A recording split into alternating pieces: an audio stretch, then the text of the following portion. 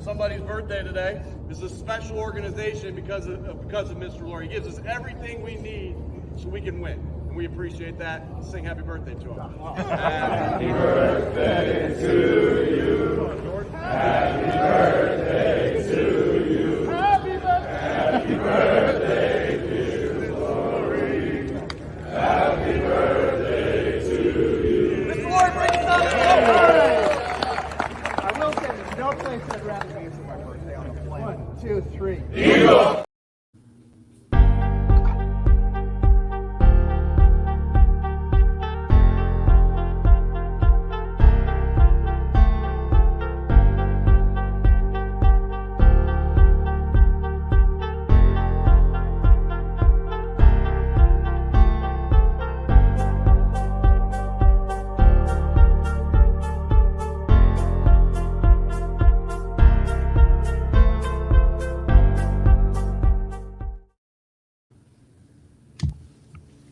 Yes, sir. Yes, sir. Yeah. It's time for the flying take on this Flying Friday, baby. Ooh, it's Green Friday. We're over here excited, ecstatic. Week 1 went down. We just saw ourselves a thriller last night with the Detroit Lions stepping in to Kansas City and leaving Arrowhead with a victory. Week 1, again, as I mentioned before, is one of the highest rated weeks of upsets. So when it comes to the Philadelphia Eagles and what we got this week, hey, I'm not looking past the Patriots whatsoever. I know that this team is confident. I know this team wants to go ahead and get back there and do what the Lions did to the Chiefs, and that is beat the Chiefs. But this time we want to go ahead and do it in the grandest stage of them all in the Super Bowl. That being said, BIRDGANG 31, how you feeling today? What's the vibe right now? We are 2 days away from opening kickoff of our Philadelphia Eagles.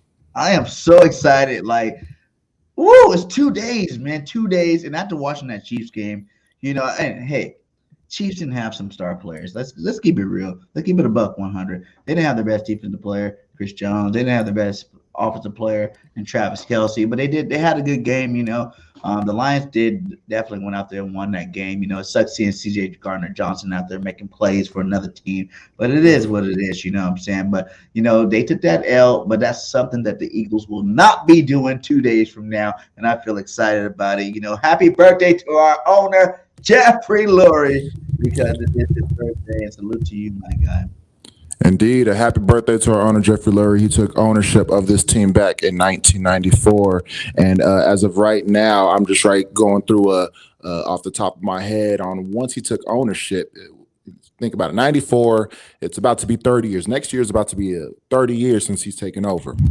Think about it. We've seen this team now in 3 Super Bowls. Yeah. We've had, 11, 13.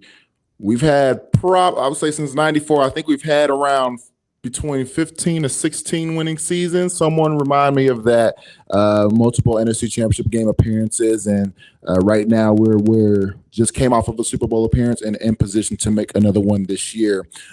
Ever since he's taken over, he has turned this organization all the way around. I know that the Philadelphia Eagles, they've been in a competitive team, you could say, during the Buddy Ryan days, and we could all pretty much say since Dick Vermeil took over that, okay, that's when the team started to look a bit promising, just because I know that they went through the rough patches during the 60s and early 70s. But really, once Jeffrey Lurie took over, that's what really put the Philadelphia Eagles in that position where not only they're competing, but they're contenders.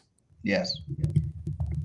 Real contenders. I think I just read something saying something about, we have the most division championships, since the early 40s or something like that. We have 20, I think it was 20 division championships. That's not in the league right now. Not championships overall, but division championships. I see another one coming this year. So, all right, definitely put his stamp on the league. He's one of the richest owners we got. In the league right now. He's hired some of the best coaches, to even coach. You think about even the Andy Reid tree itself. Think about every good team right now in the league. Most of them came off the Andy Reid tree. You know what I'm saying? Yes. Most of them came off the Andy Reid, either the Belichick tree or the Andy Reid tree, but most of them did. The ones that are top tier right now come from the Andy Reid tree. So, he's hired some really good football coaches.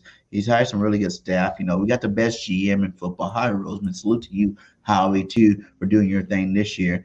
And I just think, we got to give love to him, straight up love, for our owner, changing the whole dynamic of the team. I remember years where the Eagles were trash. You know what I'm saying? Like Yes. straight trash. I loved them, but we were trash, Yeah. but that's not the case right now. We are one of the most dominated teams. I think we're going to definitely dominate. So we're going to dominate as long as he's the owner. He's going to make sure that we got the things necessary, like Sirianni said in that speech, to be a dominating football team. I think what makes me appreciate Jeffrey Lurie is the fact that he's just as impatient as I am. When it comes to winning, he's after a couple losing seasons. He's going to be looking at you. He's going to be like, "So what are we doing here?" It's funny because he gave Andy Reid. He gave Andy Reid as long as he gave him, because Andy Reid, what would happen is obviously he started off hot, consistently making conference championship appearances and eventually the Super Bowl. We had a letdown in 05, but came back to the playoffs in 06. Letdown in 07, NFC championship game in 08. Back in the wild card in 09, another playoff appearance in 2010. It didn't take until 2011 and 2012 when we missed the playoffs in back-to-back years where Lurie was like, you know what, it's time to go ahead and finally go. And even Chip Kelly, we came back, made the playoffs immediately with Chip Kelly, but then we missed it in 14-15. He said, okay, back-to-back years, that's it, you're gone. Let's bring in Doug Peterson. Doug Peterson, he gave him time to rebuild, gave him Carson Wentz that first year, and we're thinking that, okay, we're going to try to build around this, which they successfully did. They orchestrated a Super Bowl winning team in 2017, and even then, Jeffrey Lurie is like, okay, well, we're in this position. I gambled a lot for this guy, Carson Wentz, and we stacked this team up. Now I want to be back in here. I don't want to be kind of forgotten. And the Eagles kind of struggled to get back into Super Bowl contention. I know we made that run in 2018 towards the end, and it gave us and it led us to be very, very hopeful. But 2019 took a step back, wild card exit, and then we all know the disastrous 2020 season. And at that point in time, there's a lot of drama already going on, and it felt like there needed to be a new regime. Again, Jeffrey Lurie, he's just as impatient as you. He's just as impatient as me. He said, no, if it's going towards the wrong direction, let's start something new again. And what did he decide to do? Okay, we're going to give Jalen Hurts now. He's going to be at the helm of this organization. And Nick Sirianni, you're going to be the guy that's going to go ahead and lead us. What's going to happen? First year, Jalen Hurts as a starter, rookie head coach Nick Sirianni, they already brought us back to the playoffs. And these guys are just getting their foot in the water, and they already put us back into the playoffs. And then the following year took us to the Super Bowl. So now we're in prime position to make another run. And not only this time just make an appearance, but hoist that Lombardi at the end of the game. At the end of the game, we're going to want to go ahead and hoist that Lombardi. And so that being said, again, I thank our owner for that. I thank our owner for putting in this position. Really trusting Howie Roseman and allowing us to really and telling us to play that patient game with Howie Roseman, because we've been having an up and down relationship with Howie throughout the years, but he eventually got it. He eventually got it going, and now look at us. Now look at us in this position. Yeah, man. Howie, man, and shout out to Howie. Like I said, Howie has done a job, but it took some humbleness. You know what I'm saying? Yeah. It takes for him to really want to be that guy, because you gotta realize, yes, we hated Howie for a long time. Even Chip Kelly. Kelly hated. They booted him out of the GM spot. They gave Chip Kelly, player command. You see what he did with it. Got rid of some of the most historical players the Eagles ever had. Sean Jackson, McCoy. Did he get rid of Vic? He got rid of Jeremy Maclin after Jeremy Maclin had a hell of a year. He had his best career year in 2014, and nope, we didn't see Maclin after that. Yeah, and he got rid of so many players, but Howie didn't just take that hit and say, "Oh, I'm a failure." He went to some of the best, owners, the best GMs in the whole, not just football, but every sport out there. And he was picking their brains. I heard him. He was in soccer leagues. He was in baseball leagues. He was in all these different leagues, trying to just pick the brains of the best GM so he can come back strong. And sure enough, we fired Chip Kelly. He came back strong. He became our GM. But since then, even some of the misses, you cannot blame them for the misses, because they were still in that whole analytic stage. You know what I'm saying? We all hated the stage. Yep. We hated it. Because even me as a fan, I was like, just go to the best school and pick the best damn players.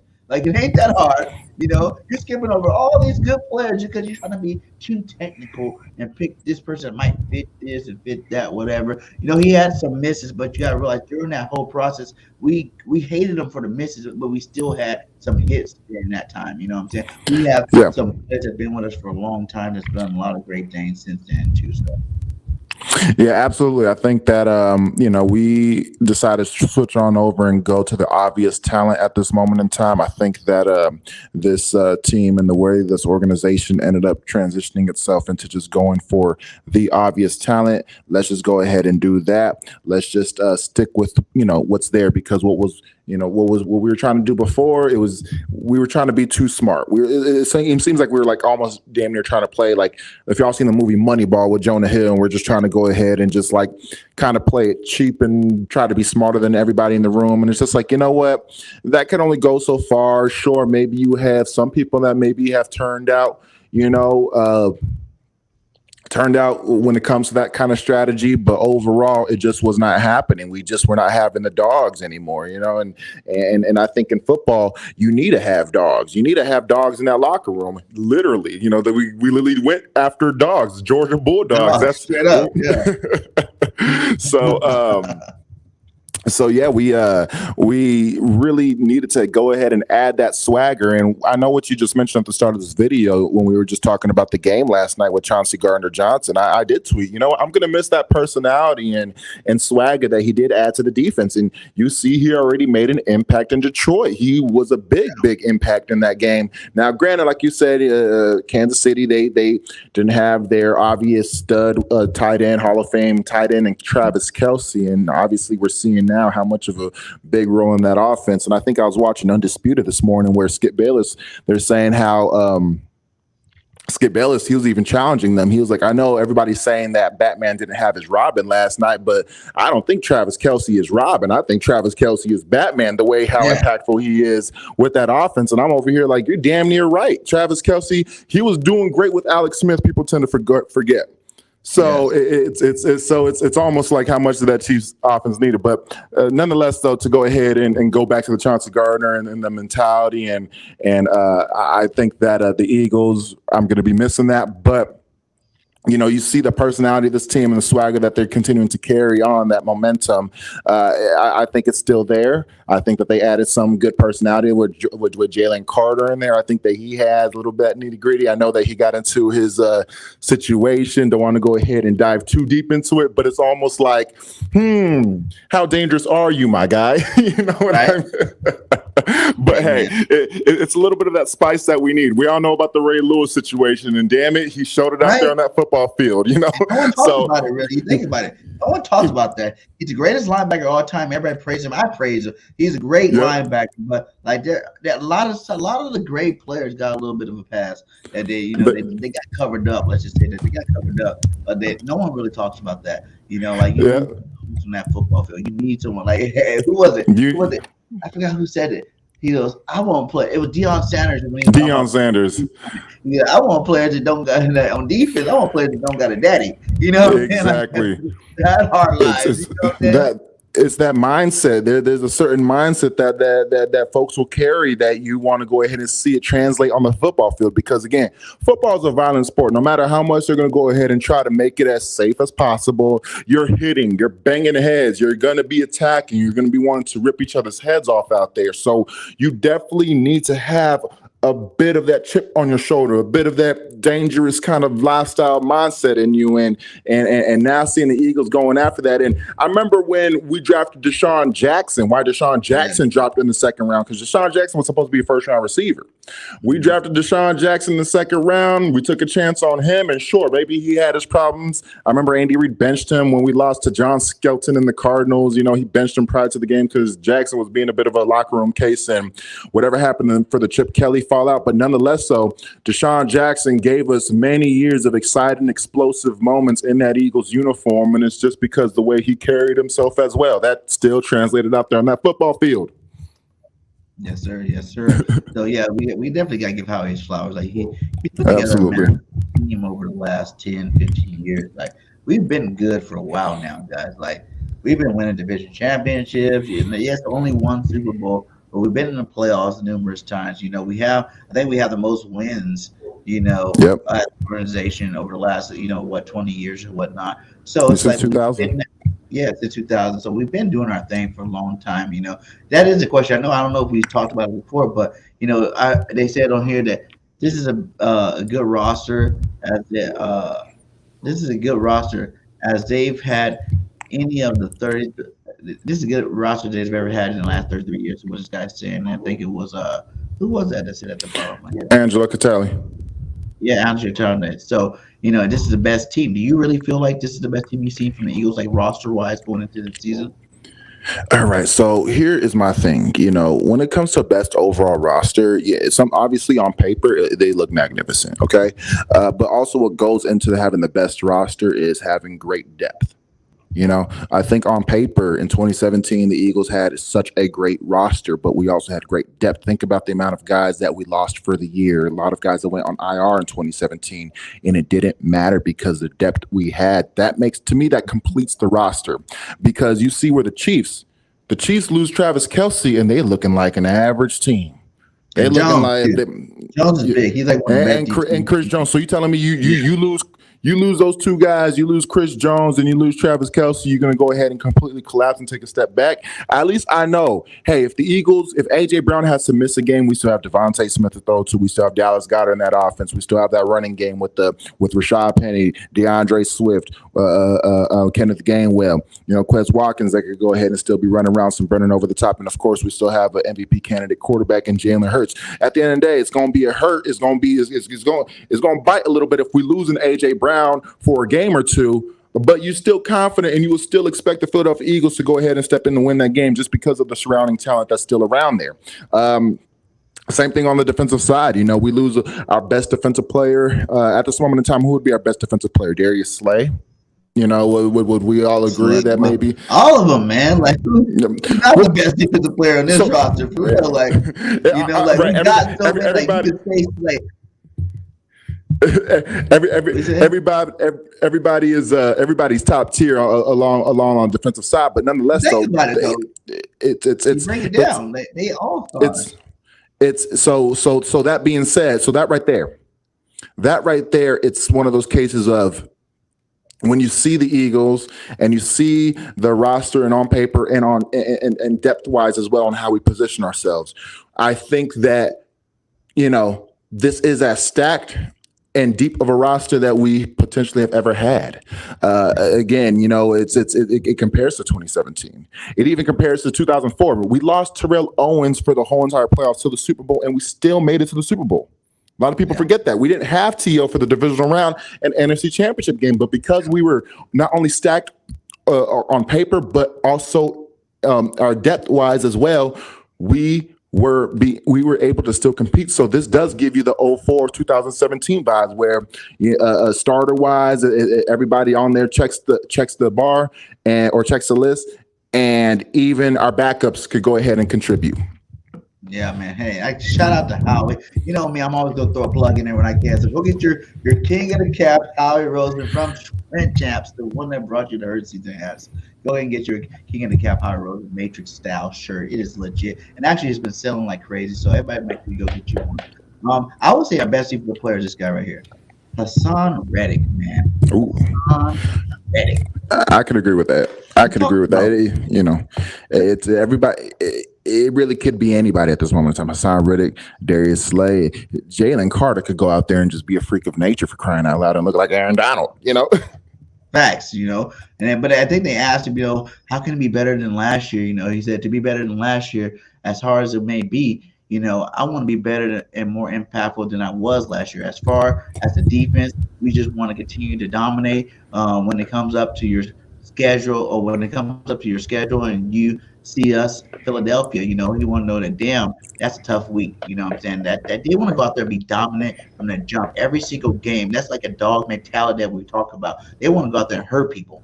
I call this the body bag, not the revenge tour season, the body bag season, because I don't see no offense that's going to be able to stop these guys consistently.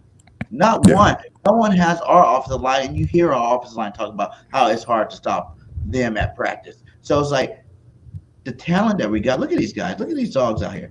Look at that. You got Reddick, Graham, Carter, Cox, Sweat, Davis, Smith, Williams, Ojohu, Street, Barnett, Tilopo, Johnston. Like, we got enough players to start 3 deep in the line of 3 separate teams. Depth. Like, that's the depth you're talking about, and that's the depth that's going to attack. When it comes up to this season, like I said, Name like an offensive line you even think that's going to be. Who are you going to double team for one?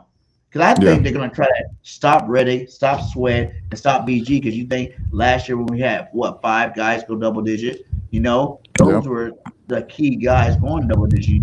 Reddick had 16 sacks, Sweat had 11 sacks, BG had 10 or 11 sacks. So those are, teams are going to try to figure out how we're going to stop the ends. But now bringing in a Jalen Carter, Jordan Davis on his second year, slimmed down, ready to dominate, getting sacks in practice. We didn't even hear that. No one even expects Jordan Davis to get sacks. I think he might end up to be the one with the double-digit sacks, because he is going to start off right after back, and that size and that athleticism is going to be hard to stop for anybody. So I just think we got to really look at the situation and think that we are in a good situation like Phil and Shaq.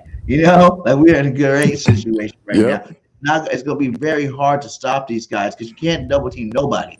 But you got to keep going at that. You can't double team nobody. You're going to have to take your lumps one-on-one unless you're going to run 3 tight end personnel, where you got an extra blocker, one more blocker than you have. Because it's going to be hard to double team these guys. If Jalen Carter's monstering it out like he's been monstering it out this preseason, if Jordan Davis automatically he's too big to not double team, too fast not to double team, you got to double team him. You got to double team Sweat the way he's coming off. He's gotten better every single year he's played football. You know what I'm saying? He's gotten better on our football team. So you're going to have to give him some respect. The only one I can see maybe BG. He's a little older, but he still had the best career he had last year. Was the best he's ever had in his career. So, you can't even think that he's going to diminish. Honestly, the way Brandon Graham is, I was going to say, to cut you off there, the way Brandon Graham is going, there's a lot of defensive ends who play to they're like 38, 39. What comes off the top of my mind is the Jared Allens, the Julius Peppers. They played very, very late into their 30s, and they were getting better and better throughout those final years. It was like they're aging like wine, and that's almost like what Brandon Graham is on, for crying out loud. He could be with us till he's damn near 37, 38. Be like the Jared Allen, be like the Julius Peppers, and still be impactful, and obviously we have the amount of talent, we have that support around him, where we're not looking at him like how we looked at him 10 years ago, where it's just like, hey, we drafted you to replace Trent Cole, so go out there and be Trent Cole. And and at that moment in time, he just wasn't established like that just yet as a pro and as a defensive end, and he really, really started to just get better as he got older, and especially just towards his 30s. That's when, in my opinion, he became an elite defensive end. So we might be dealing with that kind of situation where he's aging like fine wine.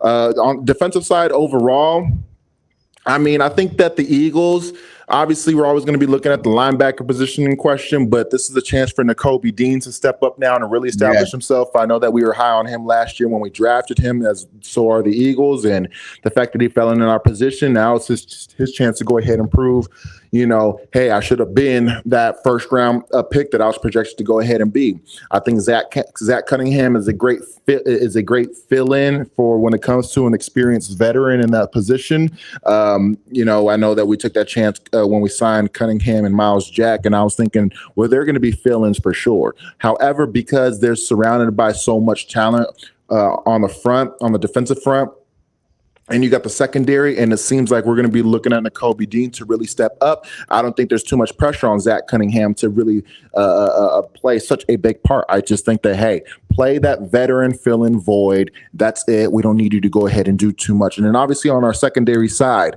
Terrell Edmonds continues to be an underrated signing, if you ask me. I know that we talked about Chauncey Gardner-Johnson, and maybe it could be a downgrade potentially that we lost Chauncey Gardner-Johnson compared to Terrell Edmonds, because that's just how it is. Chauncey Gardner-Johnson, he's CGJ is just naturally just better. That's make no mistake about it. However, the way Terrell Edmonds was able to fit in that Pittsburgh defense last year, playing alongside with Minkah Fitzpatrick, you see that they, he is. It's one of those things where, how some guys could go ahead and be.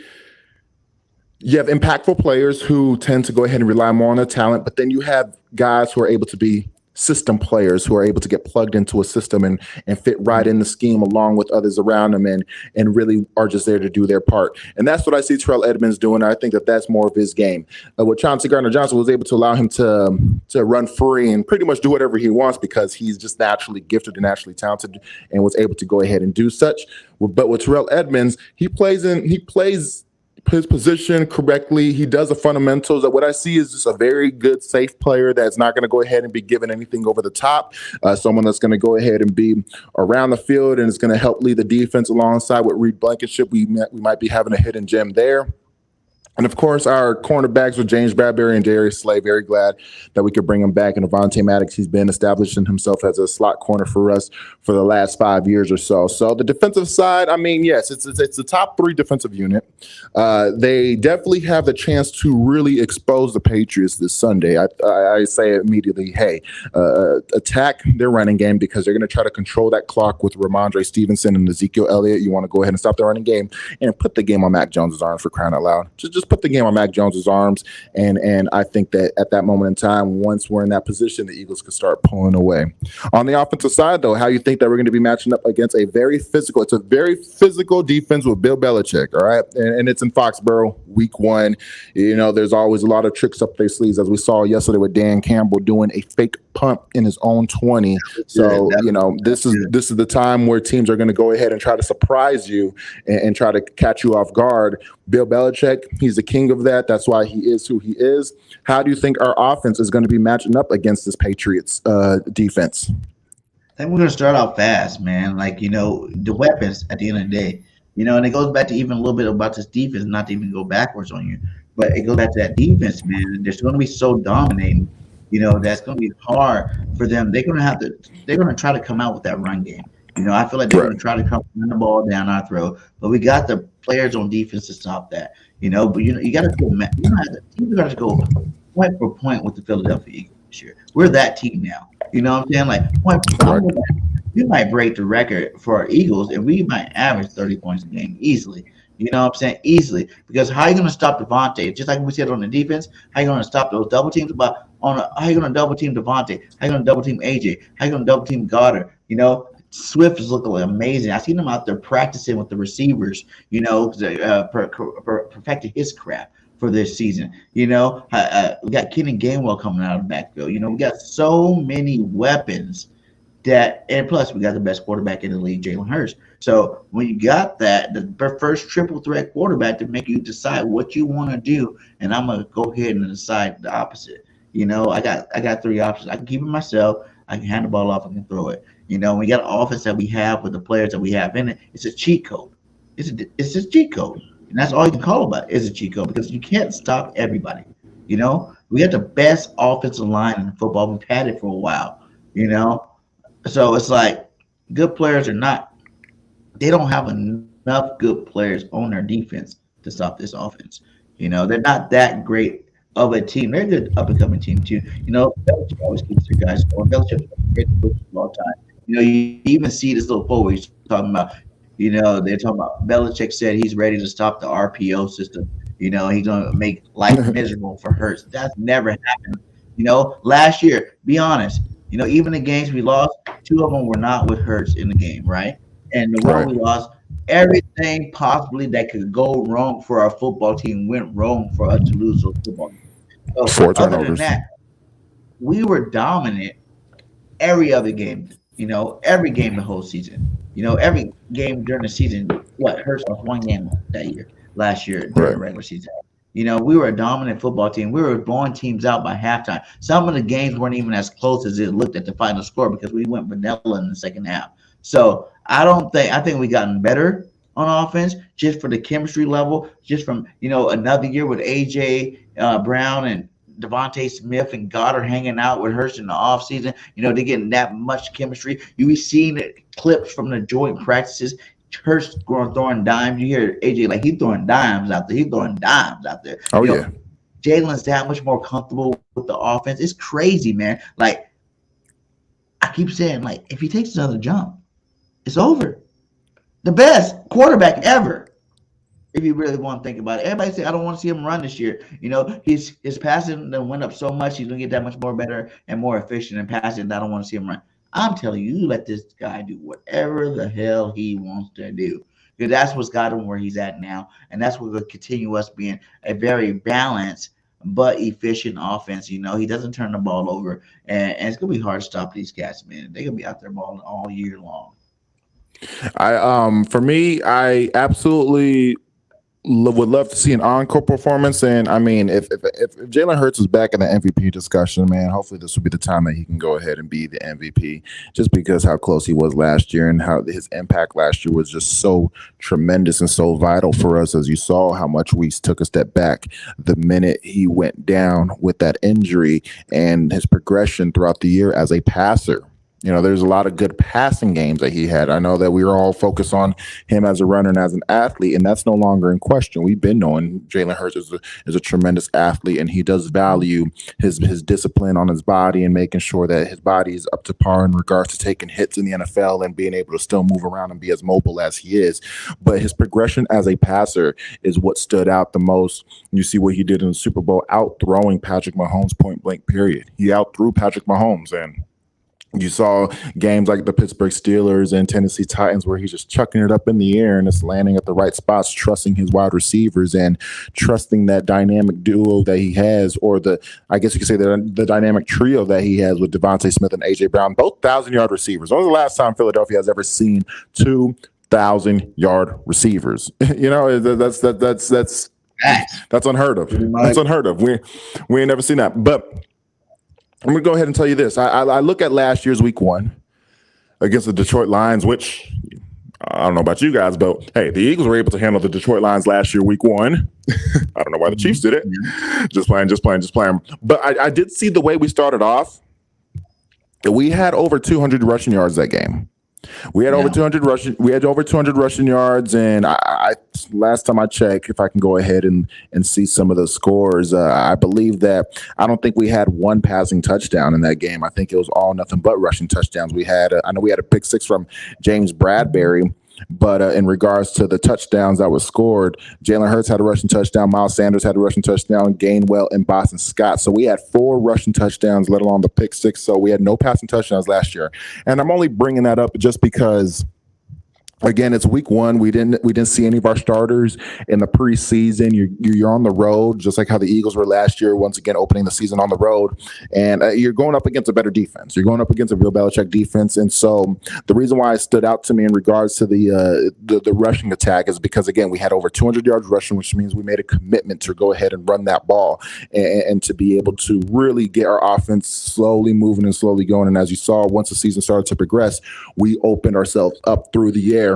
Now, when it comes to my ideal kind of scenario in this game, it's to absolutely, start off running the football. I would like to go ahead and see DeAndre Swift early on. Tries to go ahead and see. I think that he's going to be a great running back and great fill-in for Miles Sanders. I would like to go ahead and see us control the game, control the clock as well, before we start airing it out to the Devontae Smith and A.J. Brown. Now, that being said, if that is what is expected, if we're expected to go ahead and run the ball, because we have 4 tight ends and only 4 wide receivers, and we have 4 running backs. If all of that is telling us, and it's telling me that this is a power team, this is a team that's going to rely heavily on the trenches, both offensive and defensive side. We have the best offensive line, as you just stated. We have the best defensive line, and I think that we're going to be a team that's going to be very physical, and I think that that's how you want to go ahead and start off this year. Be physical, set the tone, punch them in the mouth early on, wear them down, and that is when, first play of the second half, we go over the top 50-yard bomb to A.J. Brown, and then we could go ahead and start opening up Devontae Smith on these post routes and Quez Watkins up the seam kind of vibe. So that's what I would like to go ahead and see how this offense would open up. And I think that would be our best position to really not only attack New England, but really get a momentum early on and not look back. I don't, I expect this to be a 2-score win against the Patriots, and we leave Foxborough 1-0. Yeah, for sure. I think it'll be a little bit worse than that. But we definitely give our predictions at the end. I don't it's just not on our level, man. Let's just keep it beat. I know it's too early to say what they always like to say, but you know me, I'm gonna say it before. anybody else. Okay. Like this is not even going to be close, guys. It's going to be a actual. Excuse my friends. It's gonna be a hassle. They don't have the talent, guys. The talent of this roster, the hunger that these guys got, the players. You know what I'm saying? We picked the best 1 year contract players we can possibly get out there. You know, people that are proven, trying to get that next paycheck. You know, we want to pick the best players out of the draft the last couple of years and the best college football team. We got the best quarterback. We got the best receiver duel. We got the best cornerback duel. You know what I'm saying? Like, we got the best defensive line, the offensive line. When you got that much talent on your football team, teams like the Patriots should not even stand a chance against you. You know, everybody talk about the harder schedule, but I keep reminding everybody, if we were to play these same teams last year, they would have got beat. You know, with the team we had last year, we would have beat them last year because we were that dominating, man. Games were over at halftime. And I know it's the first game of the season.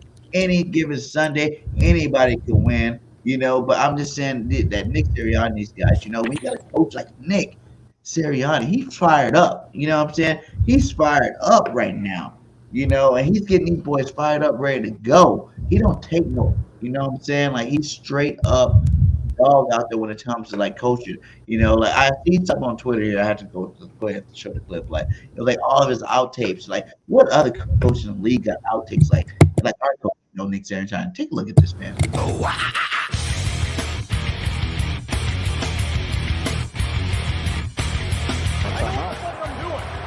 Here you go. Here you go. Let's go. Yeah.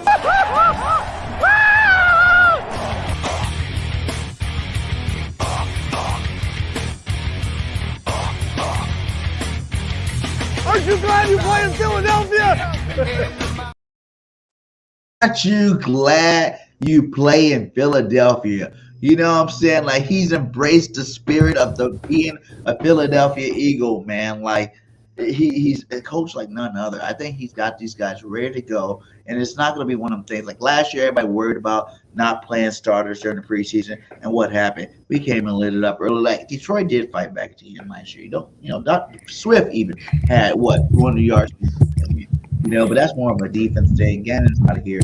I'm not looking at the side thinking he's going to be the same type of guy. We've already seen in his vanilla style defense, we've seen sacks. We've seen a lot more pressure than we normally see. We've seen a lot, you know, we still got the same system in terms of like we are cloud. You know, we do play a little of that shell type defense, but we're bringing a lot more pressure. We got better athletes. You know, when you talk about on the defensive side, you know, your safeties, your linebackers, you got a front seven like that, man. You ain't got to worry about those. They just got to do their damn job. You know, they don't have. Why do you think Charlie Garner Johnson did so good with us last year? Because he was able to run free. Because the pressure that this D line's gonna get on every single quarterback. Think of Mac Jones. He's not a running quarterback. You know what I'm saying? He's not a very mobile quarterback. I think he got 2 knee braces on, for God's sake. You know, like he's not going nowhere. And to be able to, he got, you know, Sweat coming off one end, Reddick come off the other end. I heard that Nolan Smith's going to be playing this game. You got Smith coming. I see a lot of formations where they had Nolan, you know, and Reddick coming off both ends. You know what I'm saying? That's dangerous. You know, that's just straight dangerous. These guys are going to be attacking quarterbacks all year long. And only the mobile quarterbacks probably do a little something. But then at the end of the day, you know, your cornerbacks are probably going to have good years this year.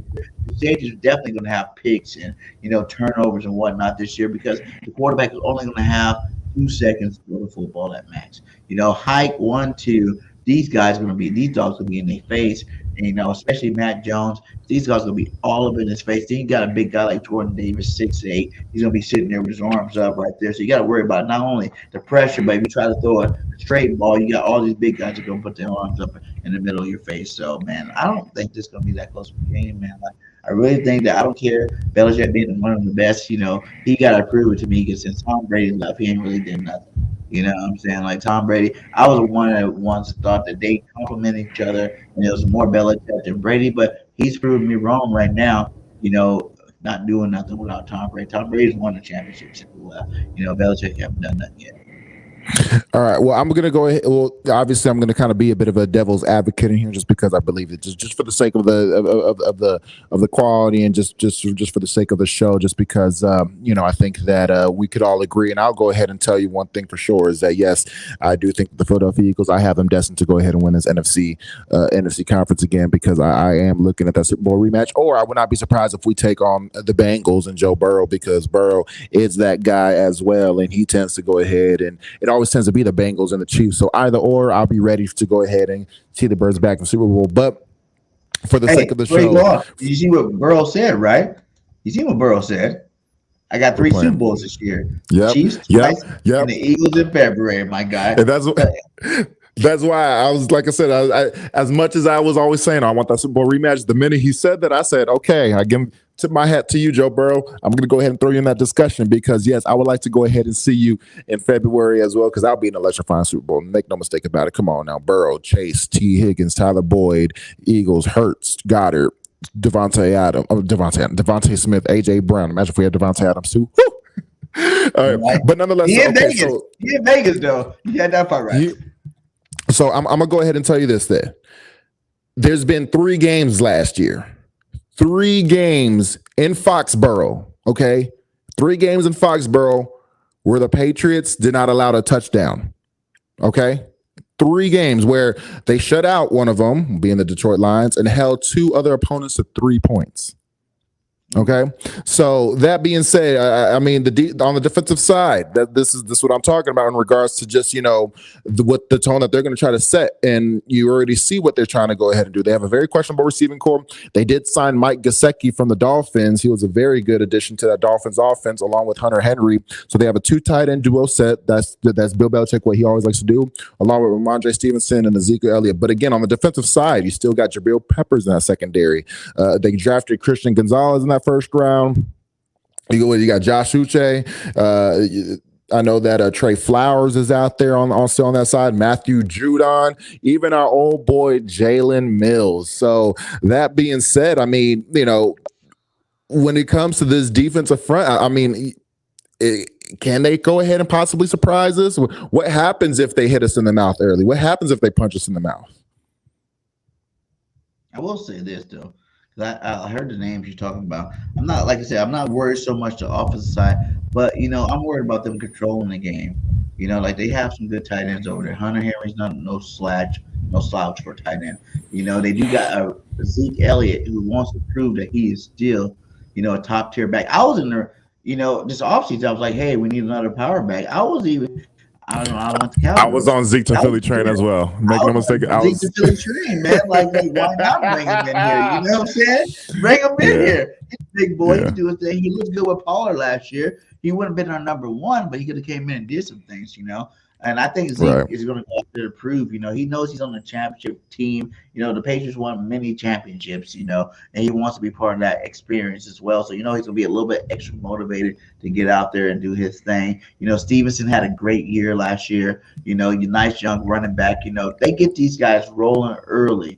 You know what I'm saying? That's a real test, I think we have the perfect answer for it. But at the end of the day, anything can happen. They all get paid, to make plays, on both sides of the ball. So if they start rolling with this running game, that could be a problem where they could do more. But keep a Jalen Hurts off the field. How did Kansas City beat us last year? At the end, they kept Jalen Hurts off the football field. It was just I tell you, if Hurts was out there one more drive, we win that Super Bowl, right? I felt the Bills' pain when the Bills felt that in 2021 when Josh Allen, he led the team for a go-ahead score with 13 seconds left, thinking that they're going to go ahead and win. A couple big plays from Mahomes, they tie it up. Mahomes get the coin toss, and they win it in overtime. You never saw Josh Allen again after he led that team to a lead with the go-ahead score with 13 seconds left. So I was like, oh, so that's what the Bills fans are talking about because I wanted to see Jalen Hurts get that opportunity to lead the game down the field for potential game time, if not game winning drive. I felt like we were robbed of that. It was sick yesterday watching the banner drop for them because I just had to roll my eyes seeing that. And I'm gonna also tell you this too. I'm surprised that the NFL, because we already played the Chiefs this year, I'm surprised that they didn't give us that rematch opening kickoff. Imagine I that. wanted it. Imagine that we would have stepped in without their Chris Jones, without Travis Kelce. We would have dog walked them because we would have been pissed. We would have came in. I want them with Kelce and Jones. You know, I'm telling you, another hot take. I don't really know if the Chiefs are going to make this to the Super Bowl this year.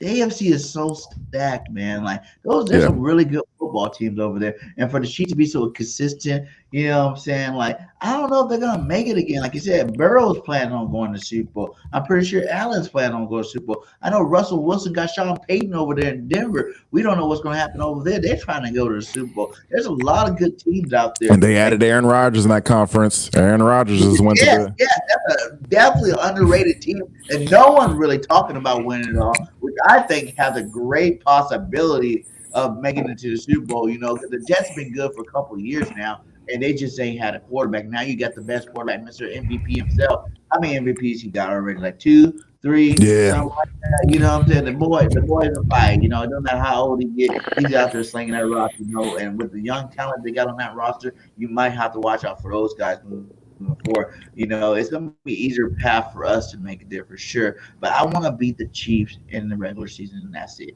I don't even want to play them 2 times this year. I don't want a chance for a split. I don't want none of that. Like I told you before, I want to beat Big Red finally. Like he beat us every single year we played him since he left Philadelphia, and I feel like it's a curse for us firing him. You know what I'm saying? Like the fact that we fired him, I feel like Reed should have got another year when he got fired. You know what I'm saying? I feel like he should have got one more year. He had a lot of personal things going on in his life at that time. And I feel like he, you know, give him another year, let him get over that personal thing, let him see what he could have did. But it needed to let that was, you know, it's never neither here or there. He's been in Kansas City for a long time. But I do not like the fact that we have not beat him at all since he left. And I just want to beat him in regular season, full strength, just go in there and mollywop the Chiefs. And then, like, we don't have to see him the rest of the year. You know, the interesting part about this is that it's funny because we beat the Chiefs, or no, we lose to Andy Reid, we lose to the Chiefs, and it's just like, for me, I started just taking it personal throughout the years because I'm just like, damn, Andy, like you became such a stacked head coach now, and just going back to the time where, you know, going back to the time even when I felt like the organization, I know we went to the different direction, and yes, maybe if we kept McNabb another year too long, we would not have gotten the Michael Vick 2010 season. So it's just like you got to take what you can get. But for me, Andy Reid does this thing where he doesn't like to give his quarterbacks really quality receivers. As you see what he's doing with Patrick Mahomes, he's only really relying on a tight end, and he had Tyreek Hill, and he got Tyreek Hill out of there. Now, granted, they still won the Super Bowl, but it's just like at the end of the day, it's just like, come on now. What is your personal vendetta? And the reason why I say that, you know, maybe he let go McNabb a year too early, because 2009, we saw a rookie Jeremy Maclin and a second-year Deshaun Jackson. And for me, I was just like, let's have McNabb work with Jeremy Maclin for one more year, as well as a third-year Deshaun Jackson, while you still have Jason Avant there and Brent Selleck. Give McNabb that final chance to have the weapons, because we only had T.O. for 1 year. He dealt with Pinkston and Thrash the first half of his career, and then Kevin Curtis was our big signing, Dante Stallworth for 1 year. I wanted to see McNabb with Jeremy Maclin, because we had Maclin as a rookie in 2009. That was his rookie year, and that was his only year with McNabb. I wanted McNabb with Maclin one more time and Jackson, and that was going to be it. But again, now granted, if that didn't happen, we would not have gotten the Michael Vick legendary 2010 season. So you just got to take what you can get. Not Reed. Chip did that. If you kept Reed, you would have kept them. That's why I feel like. Chip got rid of cats. Chip got rid of Chip definitely got rid of those guys. I think that with, unfortunately, Michael Vick, he started to kind of get banged up in 2011 and 2012, and he got banged up again in 2013, and that's when the Nick Foles show happened, and it was the rest is history at that moment in time. But Andy Reid, you know, again, I started taking it personal when he started to go ahead and beat us and kept beating us, and it's just like, bro, what's going on here? You're the reason why the Eagles have lost 2 Super Bowls now. In 2004, because y'all couldn't go ahead and adjust that screenplay with the Patriots and Corey Dillon and all that. And then in 2022, last year, because you were the opposing coach. You are you're Two times you have caused the Philadelphia Eagles a ring, Andy Reid. This guy's no longer I'm sorry, but he's no longer Philadelphia royalty to me. He is no longer Philadelphia. I know that we always cherished Andy Reid for. You did hate on Reid now. I'm sorry. You couldn't win us a Super Bowl in 2004. You're beating us every time now. You're coaching the game of your life now every time we play you. And then you beat us last year in the Super Bowl. At the end of the day, you are costing us Super Bowls. You're costing us wins. No more of this Andy Reid love train. I'm done with it. All right. Doug Peterson came in. He did the job that you couldn't go ahead and do. He gave us the ring. And now next year, Yanni, he's about to go ahead and do the same thing. I'm done with Andy Reid. I moved on. He's that ex-girlfriend that, you know, when you have that ex-girlfriend and like they kind of like end up kind of like just dating better than you. It reminds me of like my first ex, actually, where she just tries to go ahead and she tries to one-up me every single time, but it has not really moved on. I feel like that's the vibe Andy Reid is on. He hasn't necessarily moved on at the fact that he couldn't win in Philadelphia and that we moved on from him. And so now he's like kind of being a bit petty and he kind of knows he's in a good situation and is just kind of shoving it in our face. Nah, I'm not for it anymore. I'm not for it. How do you feel about this power ranking, man? You know, the power rankings came out. It says Kansas City, San Francisco, Philadelphia, Bengals, you know, Miami, Jets, Jags, Bills, Seahawks, and Capitals. Yeah, okay. Hold on. Are you not seeing the way Brock Purdy slings the ball? Did you see this preseason? No, I didn't watch none of that. You didn't see those 5-yard curl routes that he was hitting Brandon Ayuk and those crossing routes that he was throwing for a deep 3 to 4 yards, and they were just taking the ball and running all the way to the end zone with it? No. Obviously, I'm being sarcastic, y'all, when it comes to it, because I just think it's hilarious that everybody's still on this Brock Purdy hype train when it comes to it. You see him just sling the ball. He's not even taking chances down the field just because the Niners offense is just not schemed up and strategized like that. But the 49ers love fest, it eventually has got to go. I'm sorry, it's got to go. What they remind me of now, they're like they remind me of just actually more of an upgraded version of the Dallas Cowboys. You know, actually, we'll give them more respect, but they don't deserve that elite talk now because they're losing. Now, granted, they made 2 Super Bowls, 2011 and in 2019, but they haven't won.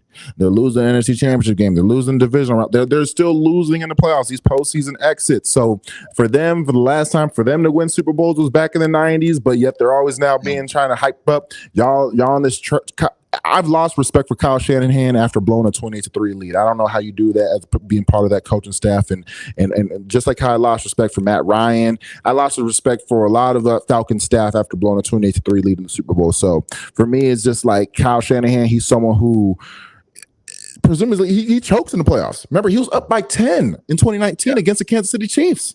He was up by 10 in the fourth quarter in the Super Bowl. So he could have had 2 rings, but he couldn't get the job done, got conservative towards the end, and just starts to coach scary. And for me, I don't respect that. I can't respect that. And that's why is bogus the fact that they're in front of the Philadelphia Eagles. They shouldn't be. I don't think the Chiefs be. You know, a lot of reason why, too, the Chiefs lost yesterday because Bieniemy's gone.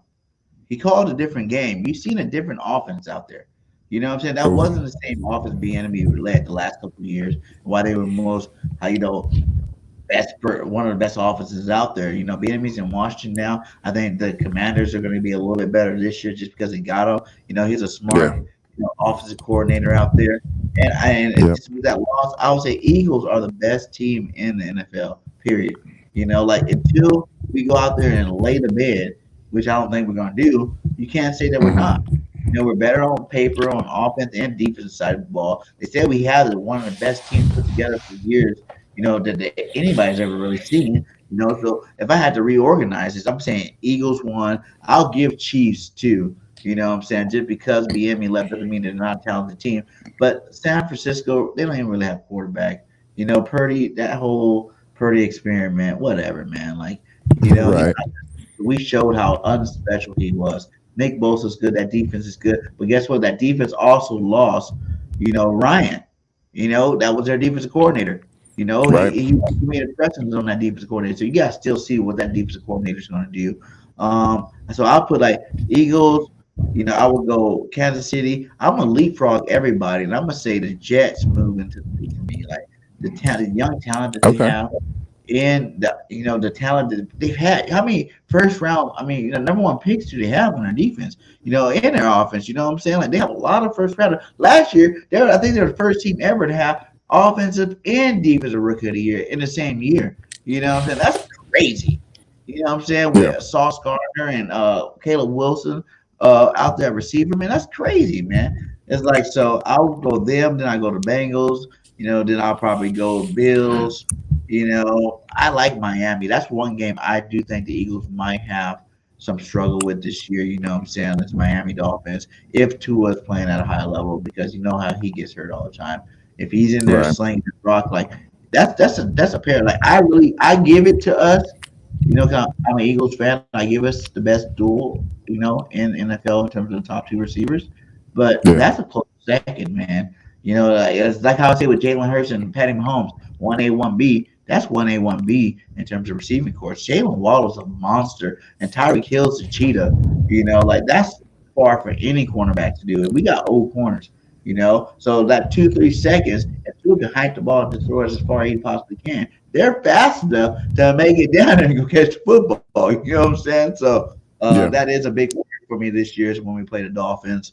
Other than that, man, the rest of these guys, they can go and fall into any other order they want to. WP is doing great with the Jaguars. I think they're going to be a little bit better this year, too, as well. Seahawks always play tough. Pete Carroll, USC alumni, love you, Pete, but you ain't there no more. You got rid of Marshawn Lynch and Russell Wilson. That team's not the same. Yeah. All right. So if I were to go ahead and do my top 10, I feel like we do. I feel like we have a bit of a cheat code just based off of yesterday now, just because we saw the Chiefs' vulnerability. I just would have given the defending champs the respect. I'm just going to go based off of just preseason kind of rankings prior to week one, prior to the whole Chris Jones, Travis Kelce news out. I would personally put the Chiefs first. Now they're not because I'm actually seeing, the absence of Eric Bieniemy was very crucial, and you're starting to see they brought back Matt Nagy in. Matt Nagy was making Matt Nagy calls. It was looking very questionable. Right. So I would have had Chiefs first, just based off of just the Super Bowl biasness. Eagles second. Bengals would have been third for me.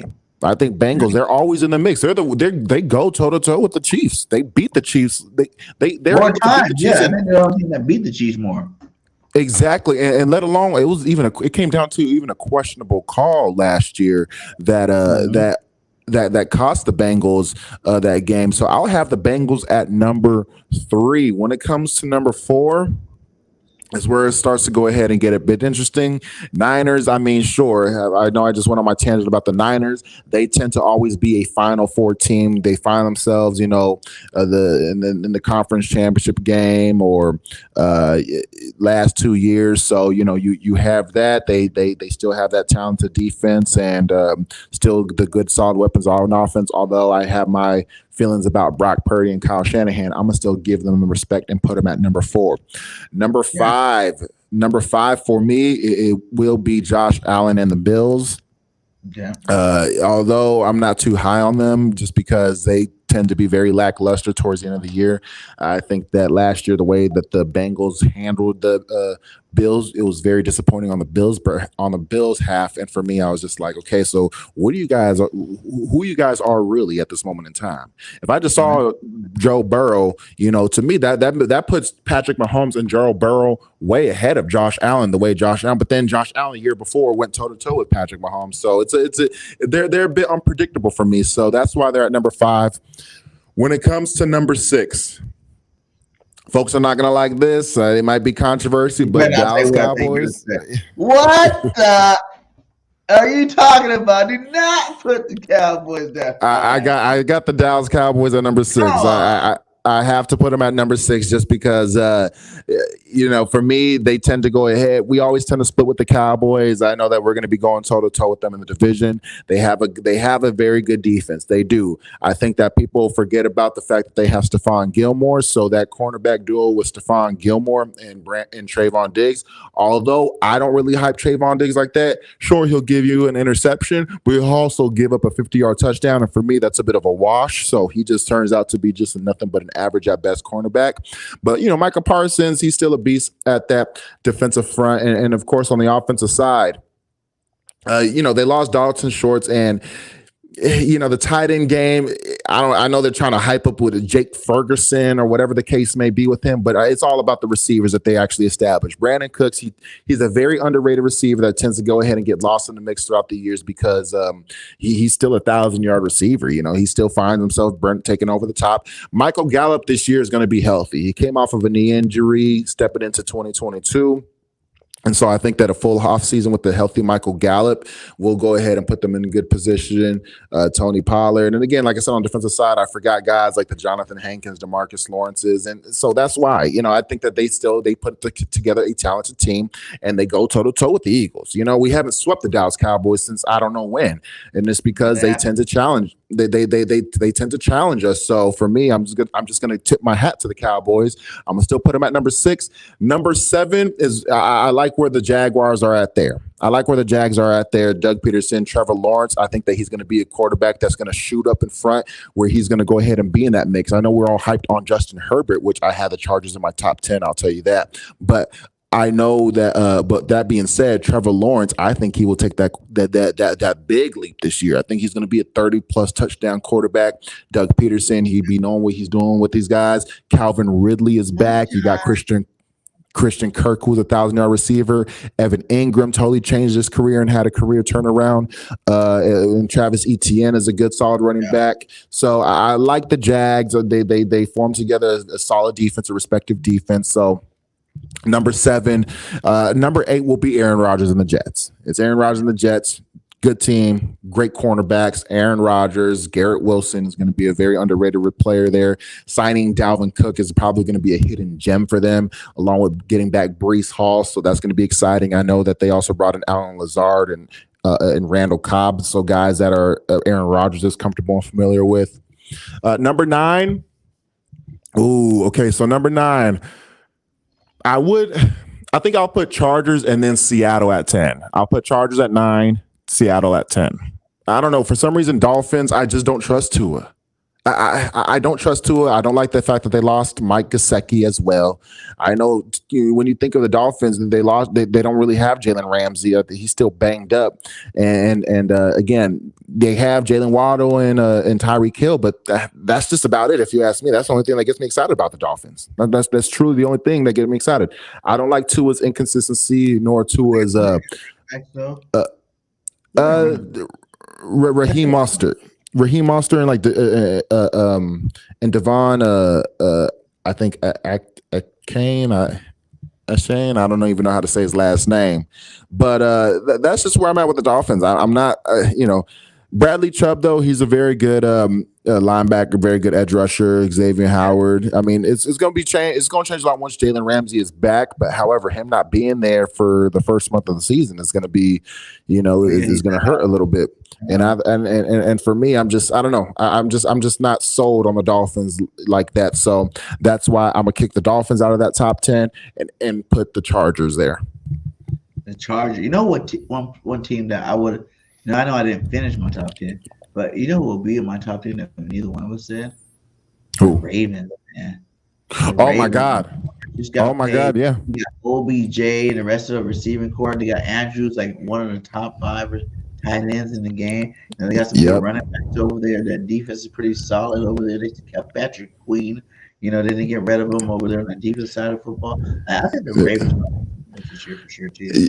Oh, dude. Honestly, I mean, oh man, I mean, for crying out loud, yeah. That's a very underrated team that can go ahead and find themselves back in that top 10. We tend to forget that they were a 14-2 team, about 4 years ago, and that's because of Lamar Jackson. And now that he's got himself a set of receivers, the drafting Zay Flowers, signing Odell Beckham Jr., which he was good with the Rams before he blew out his knee. So we'll see.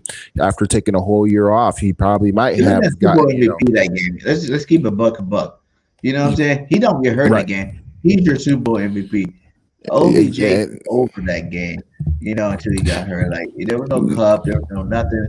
There was OBJ destroying that secondary play by play, and he did take a whole year off with that play. Yep. Would it hurt him? I don't know, but he was getting hurt a lot, so maybe it helped him. Probably. I think that year off is going to help LBJ. But let's actually talk about the defensive side. You just mentioned Patrick Queen. They got the best linebackers in there because they got Roquan Smith. I remember they got Roquan Smith paired up with Patrick Queen in that secondary. They got Marlon Humphrey, along with signing Marcus Williams, and as well as signing when they drafted Kyle Hamilton as well, the safety from Notre Dame, and then also David Ajabo. And they also picked up Jadeveon Clowney as someone that's going to be rotating in there. So I didn't even know they picked Clowney up. They scooped up Clowney. So the Ravens are they're no joke. They're no joke. They're not ones to play with this year. So I respect that. I got to go ahead and acknowledge them, and they could easily be in that top 10 for sure in that top 10. Yeah, it's gonna be a great season, guys. I'm just excited. I like to. We talked about a lot of different teams and how we felt about them. That's what you got to do before the first game. We're gonna definitely keep it dialed in. We're gonna end this off with some more of this little game because I want to show you this. They said the Eagles have the best quarterback. Obviously, they're giving the running back edge to the Patriots, which I personally feel we got the edge of running back. Like Swift, how we talk about the Georgia Bulldogs having their teammates. You know what I'm saying? That's going to make all of them play so much better and so much faster and at a higher level. You got to think of this. What happened last time we brought a Philadelphian back to the Eagles, which was Hassan Reddick last year? He had 16 sacks, the best career he's ever had. 16 sacks. And if you want to add the playoff one, he ended up with 18, 19 sacks for the season. That's what happened with Swift this year. I really feel it. I didn't even know Swift was from Philly until I watched his recruiting video he did before he went to Georgia, and he was running through the streets of Philly. He's had Philly love for years, man. And to have him back in his hometown, I think more than anything, not just more than having the best offensive line, not just having Jalen Hurts, hold your linebacker to keep you open. That more than anything is going to make him ball out this year. I see Swift being an all-pro running back this year. Booty made the Pro Bowl. I think Swift makes a Pro Bowl, and he's all-pro this year. I think he's a monster, so I don't agree with that one. But the tight ends, obviously, I do. Receivers, obviously, I do. Offensive line, defensive line, yeah. Linebackers, another underrated thing where they do have proven linebackers. You got to give them that. We got secondary, and they say Belichick is the GOAT. So it's that's a given, you know what I mean? It's just a bit of a sort of a cheat. Of all time, yeah. In terms of the most recent, Nick's been 2-3 years now? 3 years, and if you take the 3 years that Nick's coached compared to Belichick, I'll give it to Nick. I mean, Belichick's legacy is right now, it is being a bit challenged because at the end of the day, Brady left and Brady won a Super Bowl without Belichick.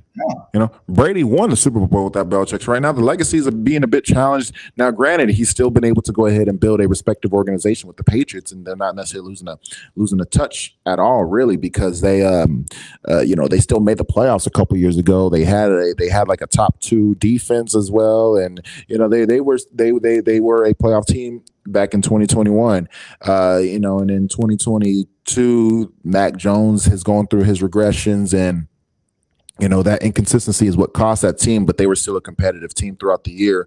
Towards the final month of December, I think they're at 7-5 at one point before they kind of started to fall off. But for me, it's just Nick Sirianni, he's kind of proven to be a more innovative coach at this moment in time, and the more present day coach who has just the better roster. So, but I mean, I get it. I get why they will go ahead and say, "Oh, Belichick," they obviously over Sirianni just because it's Belichick. So, like I said, it's just an easy handout. It's easy. It's an easy handout. Exactly. I know with the DeAndre Swift situation, again, it would teeter top for me just because I think that the consistency of Ramondre Stevenson, it's funny because DeAndre Swift, he ran for damn near like 150 yards on the Eagles last year, but ended the season with only 500 yards, and he just kind of took a step back. But I know that he got banged up like after week 3, so I think that a lot of people they tend to forget about they tend to forget about DeAndre Swift because of just he got hurt towards the start of the year and just never really bounced back. But with Ramondre Stevenson, he just came off of a 1,000-yard rushing season. He was very active, almost 70 receptions, so very active in the backfield. I really like Ramondre Stevenson, and then you add that addition with Ezekiel Elliott, who's going to be coming in rotation. That's always a good addition to have. So I can see where they can go ahead and favor the Patriots running back just because of more of the consistency. I think that it's hard to always say the Eagles have the better running back set is because the Eagles, they don't show consistency on the running back. 1 week is going to be Rashad Penny, who's going to be rushing for 95 yards and 2 touchdowns. And then Kenneth Gainwell will have a 50 yards rushing and 75 yards receiving kind of day and has over 120 yards total yards, and then Jalen Hurts is going to be having several weeks. So I think that, because the Eagle running back position is so unpredictable, but here is the case though. Here is where I'm like, I get if you're talking about personnel, of course, Ramondre Stevenson, he is the best running back in that game or best talented running back if we're comparing all running backs. But the best rushing team is still the Philadelphia Eagles. You know what I mean? We're still the best rushing team. We will still rush for over 200 yards. Ramondre Stevenson will have 115 yards rushing, but that would just be it for the Patriots. We'll go ahead and have over 200 yards, and that's because DeAndre Swift will have 80 yards. Rashad Penny will have 45 yards. Jalen Hurts will have 75 yards, and then Gainwell will have 30 yards. So that's how we attack. So, I think that when they compare personnel, they're probably never going to favor the Eagles roster, although we're always going to be the better rushing team. So it's a tricky situation to compare. And they got 2 players that might not play this game. You got to realize Juju might not play. I heard his knee's about to explode. And then Riley Reef, the right tackle, their starting right tackle, he's out. So he's not going to be. They're already banged up at the line of scrimmage. They're already banged up. And this is the wrong team to be hurt against. That for sure. No, we're going to exploit that. So again, let's go ahead and close off here. I'm going to go ahead and give our final score prediction. I said it in my short, and I'm going to go ahead and still sticking by it. I have the Eagles winning 27-14. A 2-score win. You leave Foxborough beating this team by double digits by 13 points. I think that that's going to be a very convincing win. Maybe a bit of a slow start. We could see 7-7 middle of the second quarter, but an explosive play and a field goal to close off the half to make it 17-7 at halftime. And then another solid drive, maybe a long 8-minute drive to really wear and tear that defense to go up 24-7. Jake Elliott field goal and then a garbage time touchdown within 3 minutes left. That will make it 27-14 for the Patriots, or 27-14 Patriots just score on that garbage time touchdown. That's how I see this game envisioning. We walk out 1-0 leaving Foxborough. How do you see it go down? Play your scenario. Hey, for me, it's 31-14. I don't think it's going to be very close. You get an early touchdown in the beginning of the game when we're shaking off the rust. You get a garbage time touchdown when our second team is in the game. You know what I'm saying? Absolutely. But other than that, I think this is going to be a full dominating game from the Philadelphia Eagles. I wanted to also ask you, who do you think was going to be a surprise impact player of the game? Because I think Jalen Carter is going to get, 2 sacks at least. And I think Jordan Davis is going to get a sack or 2 on there. I think those are 2 guys that you might not think will get the sacks. You look at the Reddicks, you look at the Quest, you look at the BG. I think those guys are up the middle, because I know the Patriots center is not all-world center. And I think that those tackles are definitely going to destroy him this game and get to Matt Jones' unathletic self. So, I think, like I said, it's going to be a dominating game for the Philadelphia Eagles. And I look for the young buck, Jalen Carter, get on the board and make his case for what? Defensive rookie of the year. Yeah. Sunday, baby. It starts this Sunday. Carter's about to go put his name on the map. And Jordan Davis is going to put he's not a rookie. He's going to I was going to say, so that's on your defensive side. Who would be your offensive player of the game, or offensive surprise, or offensive shocker? Okay, I'm going to go. obviously Jalen Hurts. You know what I'm saying? Like he's Okay. gonna Yeah. go out. Like I feel like you will see from game one on over, on up the evolution of Hurts. The Yep. evolution of Hurts. We see them get better and better, but now this better is going to be a whole nother level that you never seen before. Like his Yeah. consistency is actually it's hard work that he put. That's all it is. Hard work that he put in the offseason will A lot of hard show work. game. I say, you know what? I'll give you a hot take.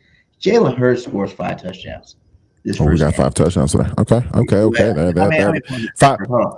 No, because I said 31 points, so I might have to change my score because what's 5 times 7 is 35. So it's gonna be like 38-14. Let me change Okay, it. 38-14. Because Jalen Hurts gonna score 5 touchdowns. It's gonna be a couple to Devontae, a couple to AJ, and either Dallas Goedert or Swift might get that other touchdown. But I think So you say he's thrown for 5 touchdowns. I'll say if Jalen Hurts was to have a 5 touchdown game, I'll say he throws for like 3 and runs for 2. If Jalen Hurts was to have a 5 touchdown game, just because that's just how he's able to score touchdowns. Let me see. For me, I will go ahead and say a surprise player will be on the offensive side. I think Rashad Penny. When it comes to the Eagles offense, I think that we're going to be driving the ball down the field. We're going to start to punch that defense in the mouth, and then we get inside the 5, and then we randomly throw in Rashad Penny, and he's going to rush in a couple scores, 2 rushing touchdowns for Rashad Penny. I see. And then not a crazy stat line. I see us again. We give him like 6 to 7 carries for 18 to 20 yards. But again, we're giving him down inside the 5. So he's going to go ahead and punch it in for 2 scores. On the defensive side, I would say Nakobe Dean with at least 9 tackles. I would like to go ahead and see a promising start for our new middle linebacker. I think that will really that will really set the tone, and that will really give us a lot of hope in regards to that linebacker position in Nakobe Dean. So to have at least 9 tackles. Now, granted, who's going to be out there making the sacks? It could be anybody. Anybody could be picking off Mac Jones as well, but a particular prediction, a particular stat line I would like to go ahead and see will be Nakobe Dean with at least 9 tackles, and there I have it. Hey, your theory might be right with the whole 5 touchdown. You gotta realize Jalen Hurts is 3 touchdowns away from breaking Cam Newton's record for most touchdowns. He only got 5 games to do it, the first 5 games to do it. But he might come out and get 2 right off the jump. So then he got 4 games to get 1 touchdown. We know damn well he's gonna do that. So like that's another big thing for Jalen, another milestone right there for Mr. Hurts. Yes, sir. His record. So it's gonna be an awesome electric game. No matter what, as long as they get the W, you know what I'm saying? That's all that really matters, Eagles Nation. Salute to all you guys for sticking with us. I will be at the home opener. So make sure if you're gonna be there, we link up and we freaking have some fun because I will be at the home opener against Minnesota. It's gonna be another great game. But like I said, this is gonna be not close at all. It's gonna be a blowout. And it's gonna be a one on blowout you're gonna love to see because it's gonna be the way you open up a season. You open up the season as a dominating team. People still hate on the Philadelphia Eagles. They still hate on us. And they don't want to give us our props. You see that we're 3rd. They said we're 3rd best team. We are the best team in football. And damn it, they will respect us this year after week 1. So we're going to definitely see what happens, man. Salute to you guys. Fly, Eagles, fly. Fly, Eagles, fly on the flying take. And I'm going to say, y'all, enjoy football. Football is back. Hopefully you guys have a good, beautiful, safe weekend. We'll be back on next week on the flying take to go ahead and discuss the results to a hopefully 1-0 Eagles. I'm going to tell you this. The Chiefs fans, as much as they're celebrating the Super Bowl, they're bothered that they're 0-1 right now. So I'm going to say this. Take any type of win you want to take in the NFL, all right? We're going to come back next week. Eagles will be 1-0. We're going to come on here, and then we're going to talk more about it. So that being said, y'all have a good weekend. Thank you for tuning in to the Flying Take. It's your boy Darius, along with my man BG31, and let's end it with our boy Jalen Hurts talking, and we out of here. Peace. This room on the film, and what type of challenge do you expect for them to bring? Great question. I think this is a great team, a well-coached team that we're about to play against in a very tough environment. And for us, we just have to control the things that we can.